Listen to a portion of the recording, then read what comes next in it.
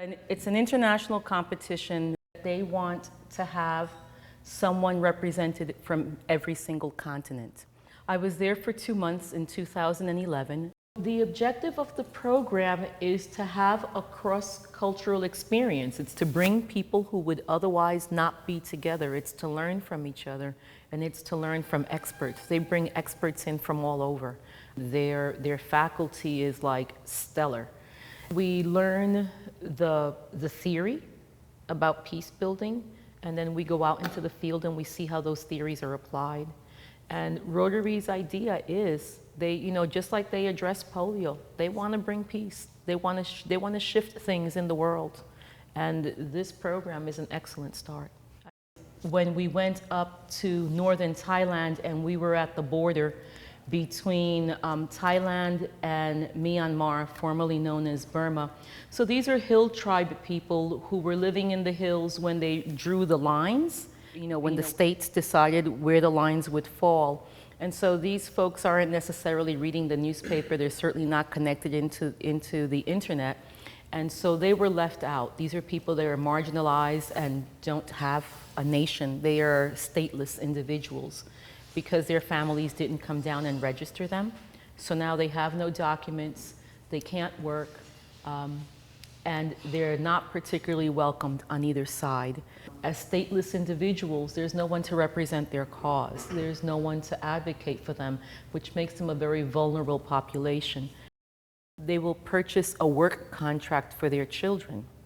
So young children, male and females, 8, 9 years old and up, are being sold into a work contract, and very often it turns out that the children are being exploited. The boys are put on ships, on fishing ships, where they literally work them 14, 18, 20 hours a day. To make sure that they can continue working, they give them drugs. So in a really short time, these kids are hooked on drugs. The girls are sold as domestic workers.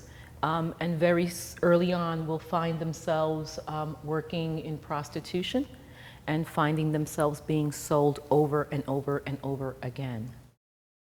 This is in the northern part of Cambodia, where they too are disconnected from the main avenues of commerce, and so people were literally starving to death. And so they had to figure out something to do, so they began to use the resources around them. And so they began to cut those weeds and weave them into different kinds of basket and developed a supply chain. What struck me the most about being in Cambodia is that there are no people my age. There are very, very few elderly people, very, very few grandparents, because they were all murdered during the Khmer Rouge. So they murdered 4.3 million people in 4 years. It is unbelievable to be in a place where there are no old people. We went to the factory. A lot of the clothes that we wear are made in this factory. I had come to realize that a factory job in a clean factory is probably one of the best things that can happen to people in Cambodia, because it's honest work, they get medical care, it's safe. The reason that we do these journeys is to help us understand how these situations came to be. And as Peace Fellows, what can we do to prevent that from happening again? We can't have peace unless we engage everyone.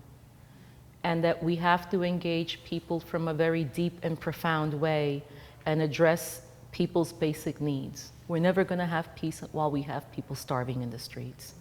We're never going to have peace if only men are at the peacemaking table. There are 1.5 billion homeless people on the planet. They're refugees. 70% of them are women and children.